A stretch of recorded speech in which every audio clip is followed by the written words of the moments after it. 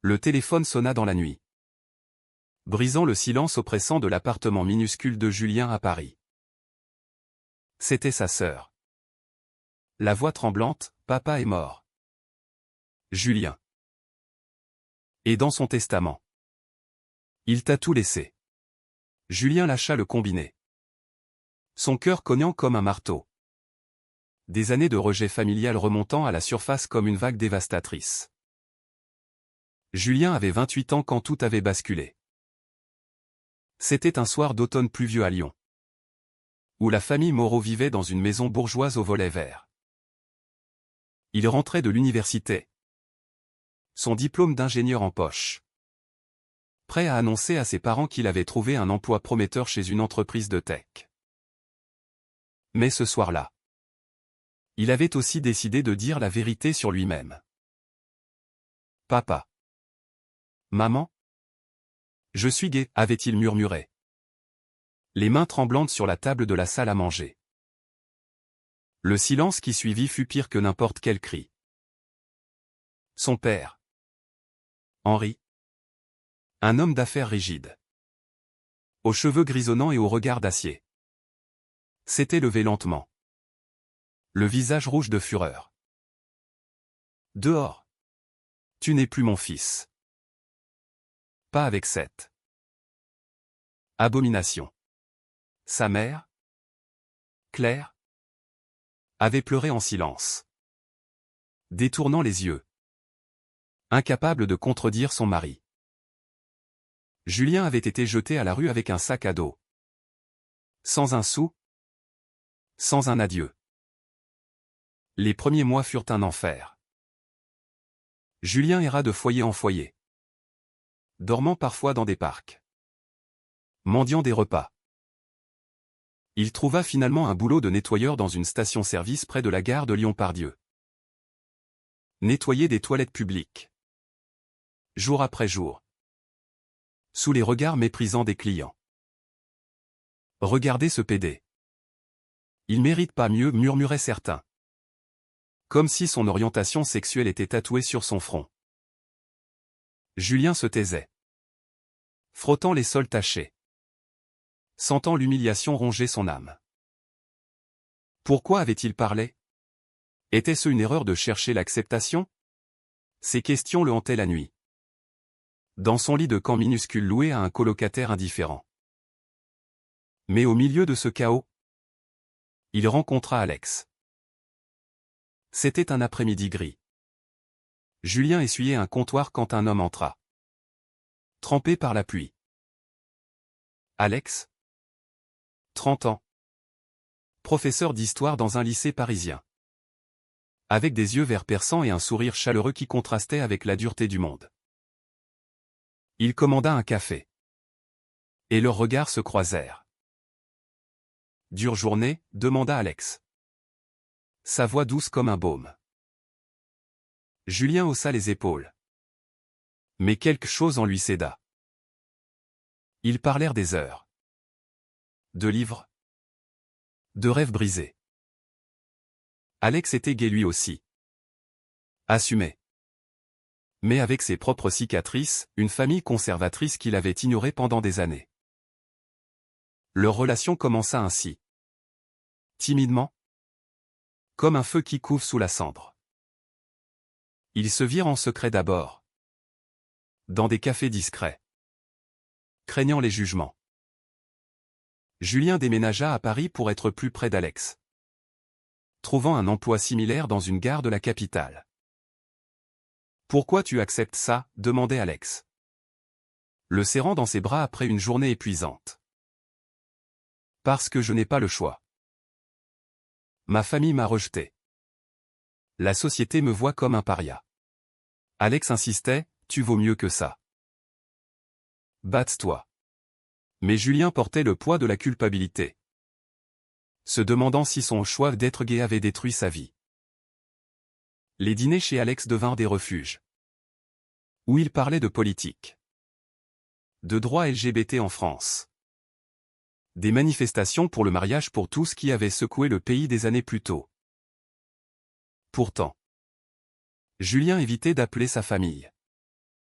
ignorant les appels sporadiques de sa sœur Émilie, qui essayait de recoller les morceaux. Un jour, un incident au travail fit basculer les choses. Un client ivre l'insulta ouvertement, « sale pédé. Va nettoyer ailleurs. » Julien. Pour la première fois. Riposta, « Et vous? Apprenez le respect. » Il fut viré sur le champ. Alex le soutint, l'aidant à trouver un job de serveur dans un petit bistrot du Marais, quartier gay-friendly de Paris. Là, Julien commença à respirer, entouré de gens comme lui. Mais les doutes persistaient. Et si mon père avait raison? Si j'étais une erreur, confiait-il à Alex lors d'une promenade nocturne le long de la Seine. Alex le prenait par la main, « Non. C'est eux qui se trompent. L'amour n'est pas une erreur. » La nouvelle de la mort d'Henri arriva comme un coup de tonnerre. Un accident de voiture. Brutal et inattendu. Julien hésita à aller à l'enterrement. Mais Alex l'encouragea, « C'est ta chance de clore ce chapitre. » À Lyon. Dans l'église froide. Julien se tint au fond, évitant les regards de sa mère et de sa sœur. Claire le vit, ses yeux rougis par les larmes. Mais elle ne dit rien. Émilie s'approcha, « Il t'a légué l'entreprise. La maison. Tout. Il a changé le testament il y a 6 mois. » Julien sentit le monde vaciller. Pourquoi? Après des années de silence. De rejet? Assis dans le train de retour vers Paris, Julien fixait le paysage défilé, l'esprit en tumulte. Le testament d'Henri était clair, l'entreprise familiale. Une société d'import-export prospère. La maison de Lyon. Les comptes en banque autour revenaient à Julien. Avec une clause étrange, « à mon fils. » Pour qu'il comprenne le poids des choix. Émilie avait expliqué que leur père avait changé d'avis après une crise cardiaque mineure, murmurant des regrets sur son lit d'hôpital. Mais pourquoi ne pas l'avoir contacté? Julien se sentait trahi une seconde fois. Comme si ce legs était une bombe à retardement. De retour à Paris, Alex l'attendait à la gare. C'est une opportunité. Julien. Tu peux recommencer. Mais Julien secoua la tête, c'est du poison. Accepter ça. C'est accepter son rejet passé. Les jours suivants furent tendus. Julien refusa d'abord de toucher à l'héritage, continuant son job de serveur. Pourtant, les factures s'accumulaient. Et Alex luttait avec son salaire modeste. Pense à nous, plaidait Alex. On pourrait avoir une vie stable. Julien céda partiellement, vendant une partie des actions pour payer des dettes. Mais cela raviva les conflits internes, était-ce une trahison de ses principes? Accepter l'argent d'un homme qui l'avait humilié? La famille ne tarda pas à réagir. Claire appela. La voix brisée, reviens. Julien. Ton père regrettait. Mais Julien entendait l'hypocrisie, où était-elle quand il dormait dans la rue? Émilie? Plus pragmatique. Insista, l'entreprise coule sans toi. Papa t'a formé pour ça. Julien visita Lyon, entrant dans la maison familiale pour la première fois en 5 ans. Les meubles étaient les mêmes. Mais l'air pesait lourd de souvenirs. Il trouva une lettre d'Henri. Cachée dans un tiroir, « Mon fils, j'ai eu tort. La société change. Mais j'étais prisonnier de mes préjugés. Pardonne-moi. » Les larmes coulèrent. Mais la rage persistait. Pardonner? Après les années de misère? À Paris. La relation avec Alex se compliqua. Alex? Fier militant LGBT. Voyait l'héritage comme une victoire, c'est la preuve que les mentalités évoluent. Mais Julien y voyait une manipulation post-mortem. Il me donne tout maintenant. Quand il ne peut plus me contrôler? Leurs disputes s'intensifièrent. Une soir, après une manifestation contre l'homophobie, Alex cria « Tu vis dans le passé. Accepte et avance. » Julien répliqua « Facile à dire pour toi. Qui n'a pas nettoyé des chiottes pour survivre ?» Alex partit en claquant la porte, laissant Julien seul avec ses démons. Le lendemain, Julien décida de prendre les rênes de l'entreprise. À Lyon, il rencontra les employés. Des visages familiers qui le regardaient avec suspicion. « Le fils prodigue revient » murmura-t-il. Julien imposa des changements, des politiques inclusives. Un partenariat avec des associations LGBT. Mais cela provoqua des remous. Un cadre senior, proche d'Henri, démissionna « Votre père n'aurait pas approuvé ça. » Julien tint bon. Mais le stress le rongeait. Il appelait Alex tous les soirs, s'excusant. Mais Alex gardait ses distances, « Prouve-moi que tu changes vraiment. » Un scandale éclata quand un journal local révéla l'histoire, le fils guérite après des années d'exil. Les réseaux sociaux s'enflammèrent. Certains saluant le revirement. D'autres accusant Julien d'opportunisme. Sa mère, Claire, fut harcelée par des voisins conservateurs.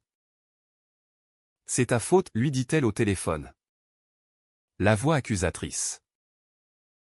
Julien se sentit coupable, avait-il rouvert des plaies pour rien? Il confronta Émilie, « Pourquoi papa a-t-il changé ?» Elle avoua, il a vu un documentaire sur les suicides LGBT.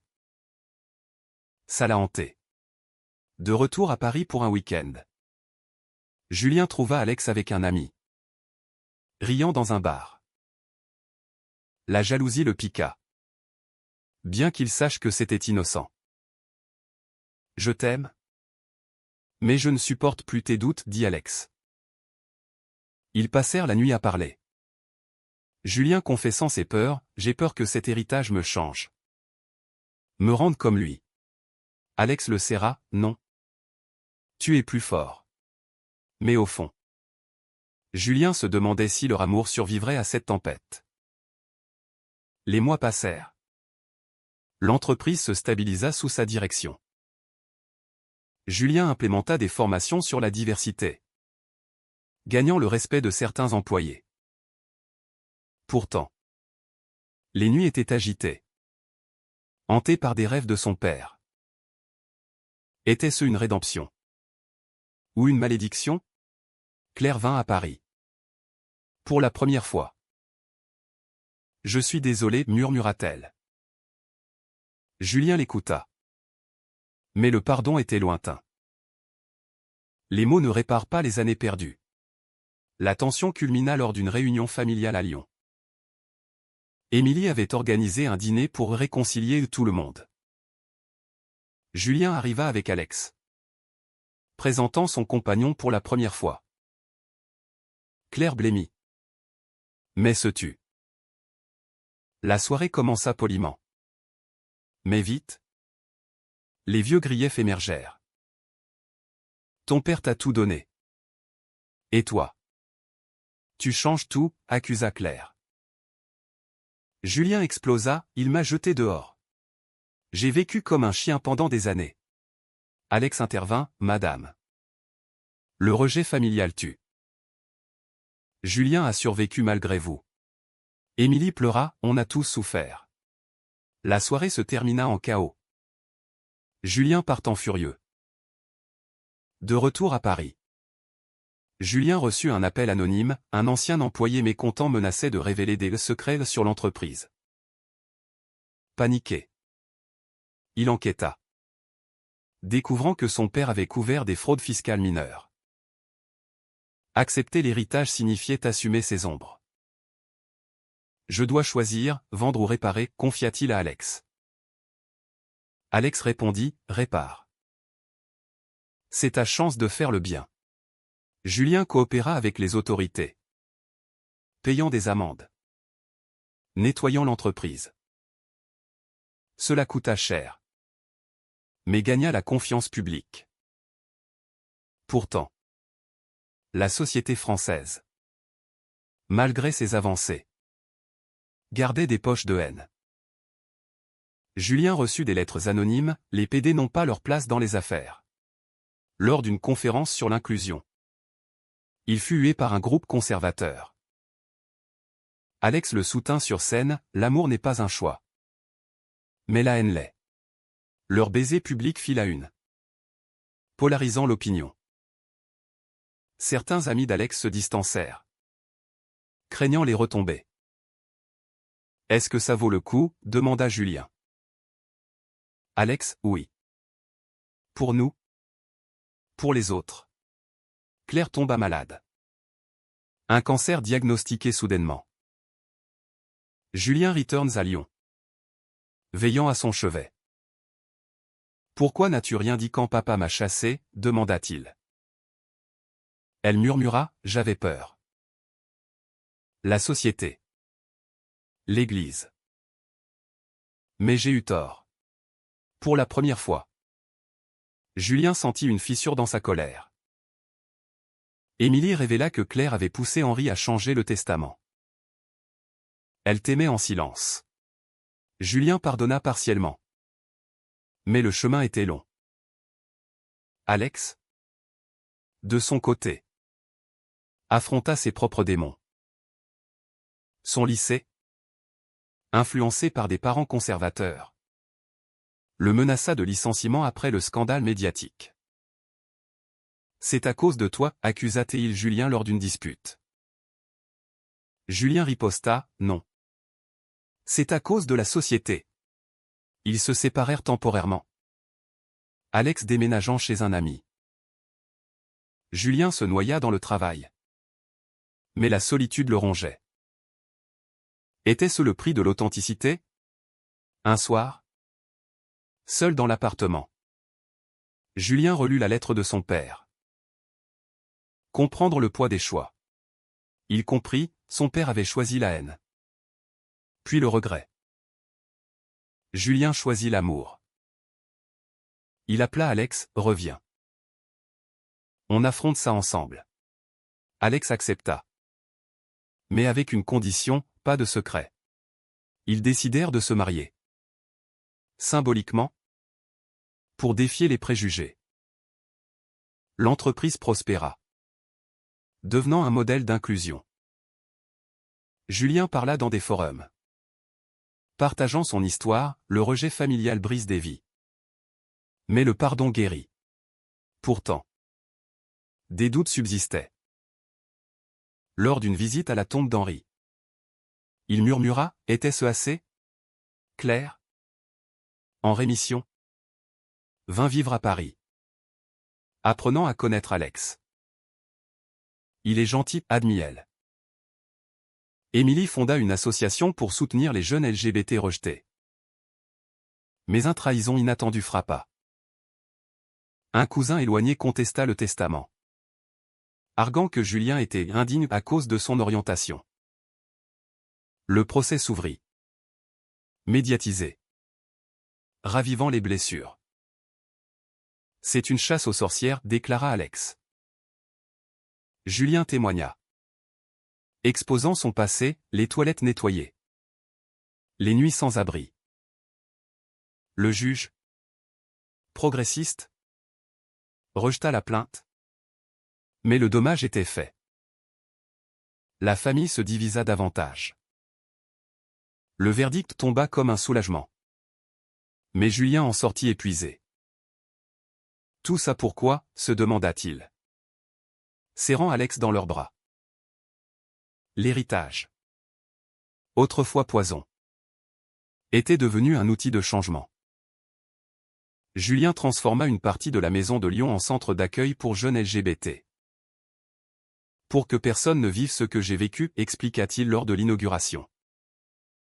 Claire coupa le ruban. Larmes aux yeux, « Je suis fier de toi. » Émilie géra le centre, trouvant un sens à sa vie. Pourtant, les cicatrices restaient. Alex et Julien affrontèrent des thérapies de couple, apprenant à communiquer. Ton passé te hante encore, disait Alex. Julien admit, oui. Mais avec toi. Je guéris. Ils adoptèrent un mode de vie plus ouvert. Participant à des prides. Militant pour des lois plus protectrices. La société française évoluait. Mais lentement, des attaques homophobes persistaient. Rappelant la fragilité de leur victoire.